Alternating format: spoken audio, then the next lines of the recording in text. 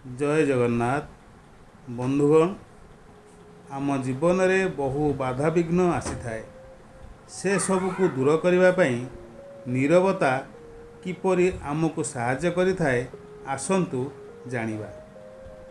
नीरवता आजिर दुनिया रे परिवेश और परिस्थिति सह निजको खाप खुआई चलिबाकू हेले नीरव रहिबा निहाती जरूरी। नीरवता अनेक समस्यार समाधान तो कराए ता छड़ा शत्रु ह्रास करे। नीरवतार शक्ति मध्य सुदूर प्रसारी। हठात कौनसी कथारे प्रतिक्रियाशील न होई नीरव रहिले बड़ बड़ संकटर समाधान सूत्र भी मिल जाए। कारण नीरवतारू मिले मानसिक शक्ति एवं यही शक्तिरू जन्म निए बुद्धिमता जहाँकि उपयुक्त निष्पत्ति नेबाकू रास्ता देखाए।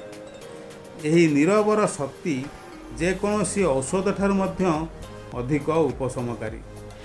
धरि निया जाऊ प्रतिदिन ऑफिस रे तुमको नहीं कहीं जदि किसी आलोचना करिवार कानरे पड़िला, निजर भाई भौणी बंधु संपर्क सह किछि मनांतर हैला, केउं दिन मन मुताबक खाइबाकू मिलिलानी, मन लाखी पोशाक पिंधिबाकू मिलिलानी किंबा ज्वर बा मुंड बिंधा हैला, सेथिरे विव्रत हेबा उचित नुहे। जहा जेतेबेले मिलिला सेईटा ही ठीक बोली धरि नेबा उचित, सेईटा ही विधि प्रदत्त बोली भाबी सबु स्थिति रे चुप रहिले आपे मन भीतर शांत होइजिवो।